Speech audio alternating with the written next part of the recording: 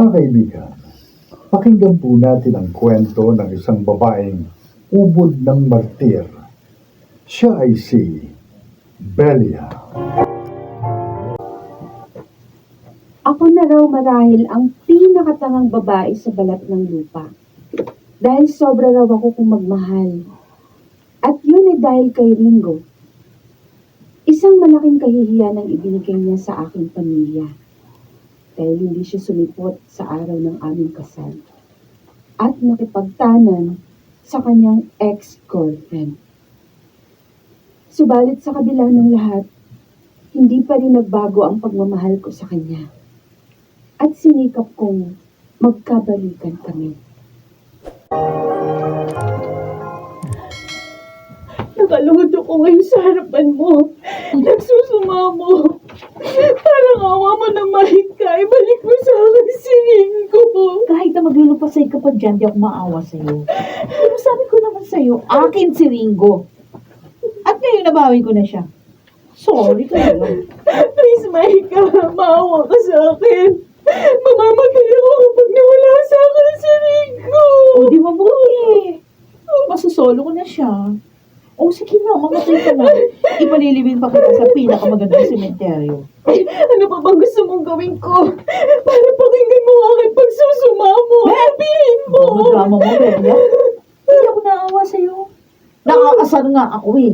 Kaya pwede ba, umalis ka na? Umalis ka sa harapan ko. Baka matindi ang pakita dyan. Belia!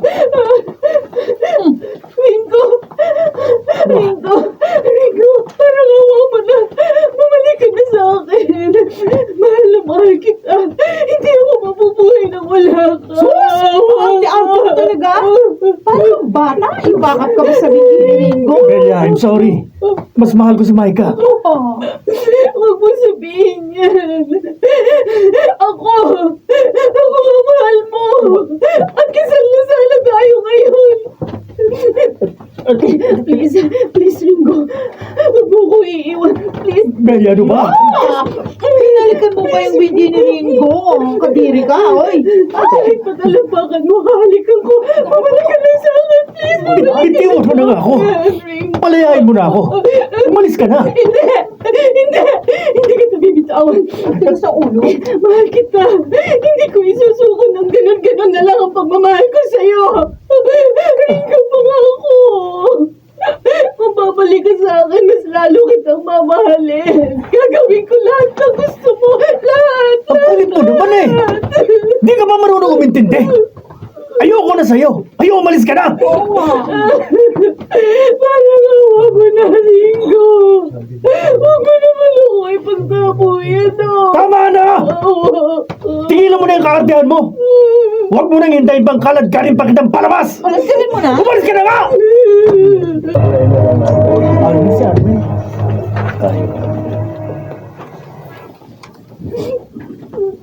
Bakit, Ringo? Bakit mo nagawa sa akin to? Minahal kita ng tapat.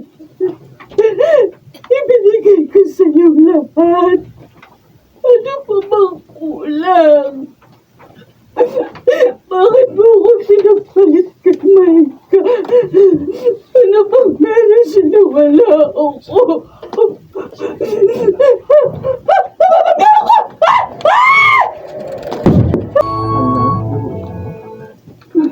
Tonyo, kumatis ang ating anak. Kapag natuluyan ang anak natin, papatayin ko ng Judas na yun. Buhay niya magiging kapalit ng buhay ni Belia. Magunos dili ka. Walang may dudulot na mabuti kung galit na ba iiralin mo. At anong gusto mo? Matuwa ako? Pagkatapos ng kahiyang sinapit ng anak natin, ito naman ang sunod na nangyari sa kanya. Aksidente ang nangyari. Walang may kagustuhan nun. Na aksidente ang anak natin dahil wala siya sa kanyang sarili. At yun ay dahil sa kagagawan ng hayop na yun. Kaya sa pa rin ang dapat sisihin. Isinusumpa ko na Gring. Papatayin ko ang demonyong yung kapag tuluyang napahamak ang anak natin.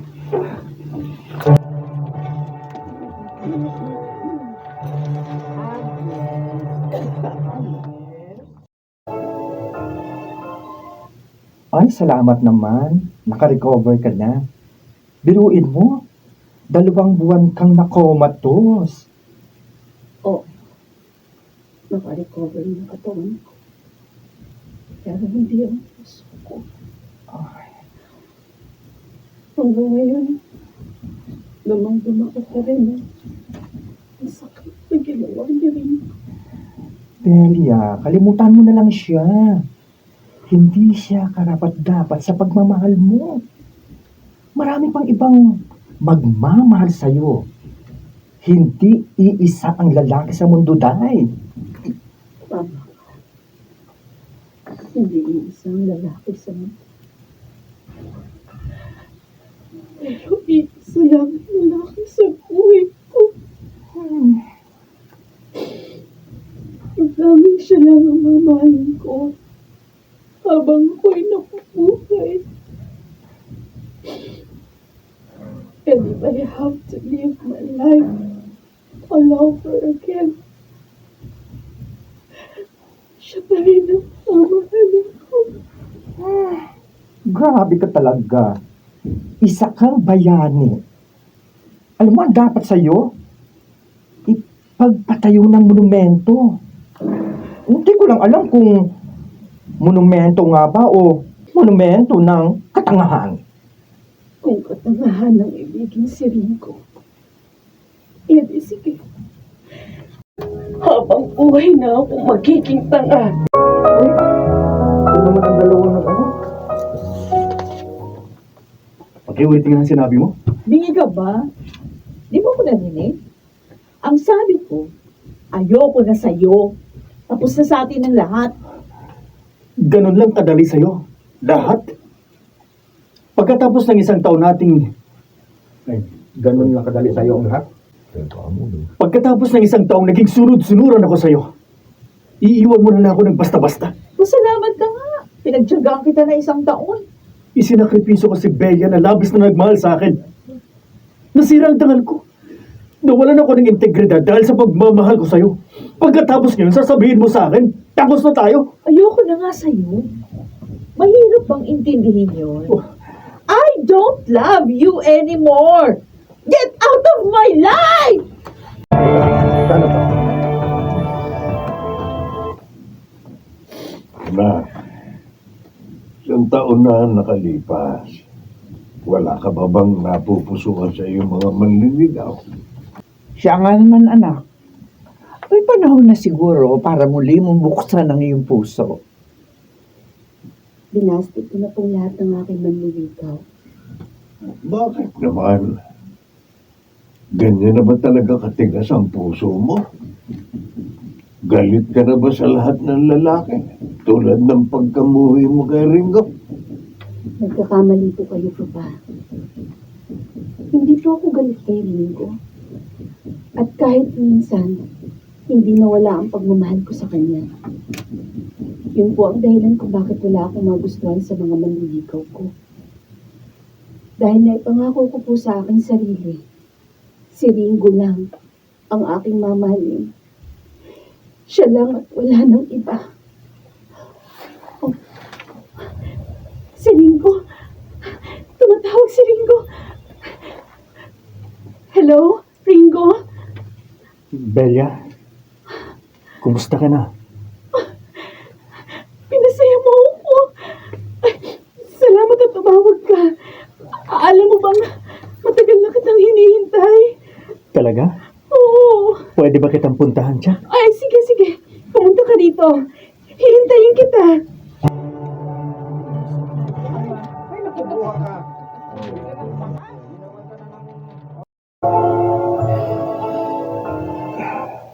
Ang kapal talaga ng mukha ng hudas na yun. Nasaan ba yung ita ko? Tonyo, Subukin lang yung pumunta rito at makikita niya ang kanyang hinahanap. Parang awan niyo na pa. Patawarin niyo na po siya. Matagal ko na po hinihintay ang kanyang pagbabalik. Bakit? Nakalimutan mo na ba ang ginawa niyang kahihiyan? Hindi lang sa iyo, kundi sa buong pamilya natin. oo nga naman, anak. Kabilis mo namang makalimot. Nagmamakaawa ko sa inyo, Ma. Pa, mahal na mahal ko po si Ringo. pang pagkakataon. Malaki ka na, anak. Kaya hahayaan na kita magpasya para sa sarili mo. Pero sana naman, hindi mo ito pagsisihan at maging masaya ka na. Si Ringo po ang kaligayahan ko. At tanging siya lang ang makapagpapasaya sa akin. Manloloko siya. At ayoko nang makita pa kitang naghihirap at nasasaktan dahil ang bawat luhang tumutulo sa iyong mga mata.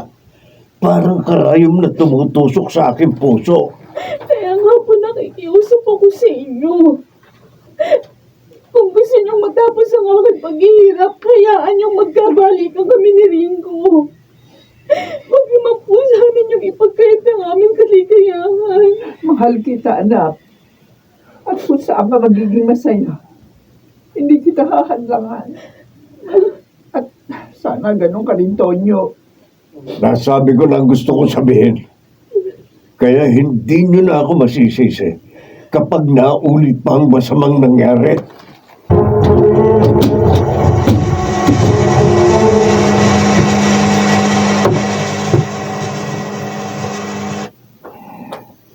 Hindi ako sigurado kung magagawa ko pang bahalin si Belia. Pero hindi naman siguro masamang gawin ko muna siyang panakip butas. Hindi ko kasi alam kung paano ko makakalimutan si Laika. Kaya sana man, matulungan ako ni Belia. May mga kasalubong akong boss. Hindi!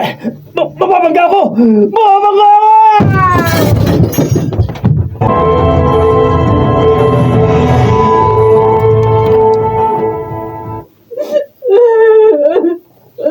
Tadhana ang nagpasya, anak. Marahil yun talagang kalooban ng Diyos. Siya nga naman, anak. Eh, tanggapin mo na lang ang katotohanan wala na si Ringo. Makakalimutan mo rin siya. Nakaukit na po ang pangalan ni Ringo sa puso ko. Kaya hindi ko na po siya makakalimutan. Anak, si Ringo lang ang namatay.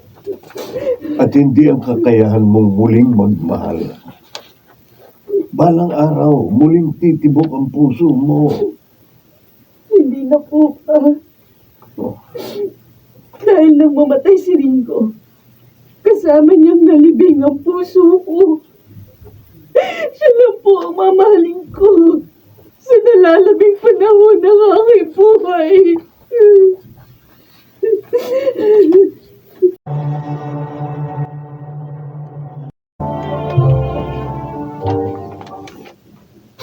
Ipinangako ko sa aking sarili na hindi na ako muling iibig pa. Subalit, kinain ko rin ang aking sinabi. Dahil pagkalipas ng 5 taon, natagpuan ko ang lalaking itinakda ng may kapal. At natuloy din sa wakas ang aking naudlot na pagpapakasal. Ako si Belia at ito ang aking buhay. Marahil tayo ang pumipili ng landas na ating tinatahak. Tayo ang pumipili ng taong ating mamahalin.